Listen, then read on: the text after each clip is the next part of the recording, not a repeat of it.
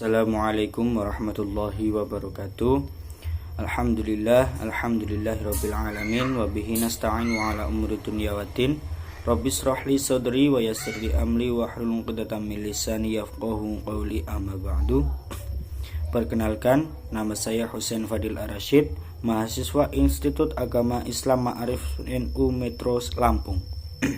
Di sini saya akan menjelaskan tentang ilmu hukum. Yang pertama, pengertian ilmu hukum. Menurut Kamus Besar Bahasa Indonesia, arti ilmu hukum adalah ilmu tentang aturan, norma kehidupan masyarakat, serta adat istiadat yang dibuat oleh penguasa dalam suatu masyarakat. Arti lainnya dari ilmu hukum adalah pengetahuan tentang hukum atau undang-undang dan sebagainya. Poin selanjutnya adalah sejarah ilmu hukum. Awal mula timbulnya ilmu hukum berawal dari tradisi peradaban Barat. Peradaban Barat bersumber kepada peradaban Yunani, di mana negara dipandang lebih penting dari semua organisasi yang dibuat oleh manusia. Dalam peradaban Barat, hukum dipandang sebagai prinsip esensial kehidupan. Penemuan hukum lahir dari proses pergulatan dua paham besar yang saling tarik-menarik antara kepentingan kepastian hukum menurut undang-undang dan keadilan sesuai denyut nadi kehidupan masyarakat. Sejarah hukum dapat memberikan pandangan yang luas bagi kalangan hukum, karena hukum tidak mungkin berdiri sendiri, senantiasa dipengaruhi oleh berbagai aspek kehidupan lain dan juga mempengaruhinya.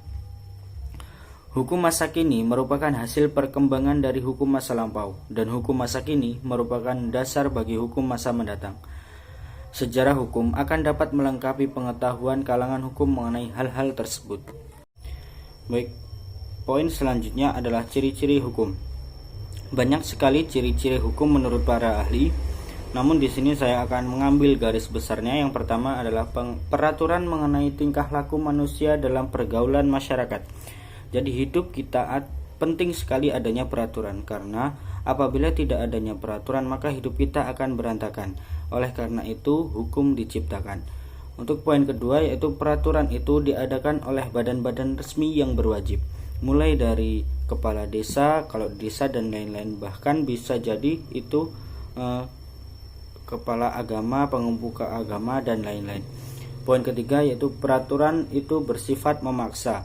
Karena apa? Apabila peraturan tersebut tidak memaksa, maka kita tidak akan segan-segan untuk melanggarnya.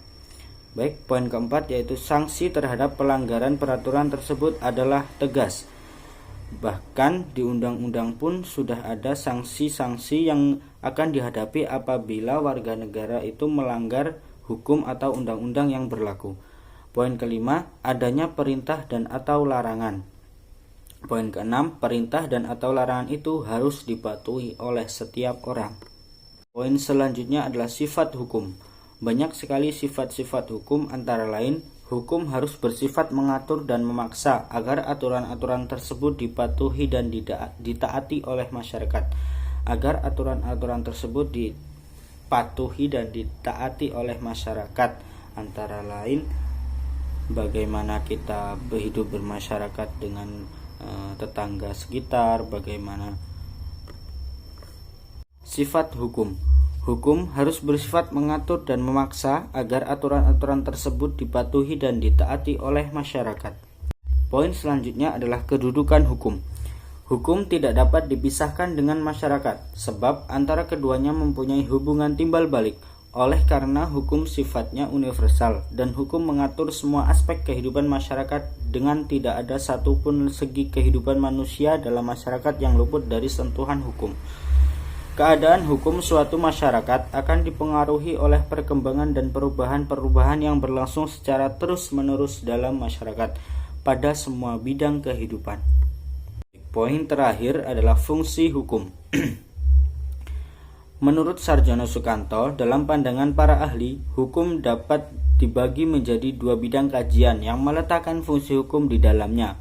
Yang pertama, terhadap bidang-bidang kehidupan masyarakat yang sifatnya netral atau duniawi dan lahiriah.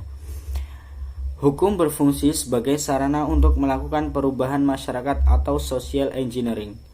Poin kedua, terhadap bidang-bidang kehidupan masyarakat yang sifatnya peka atau sensitif atau rohaniah.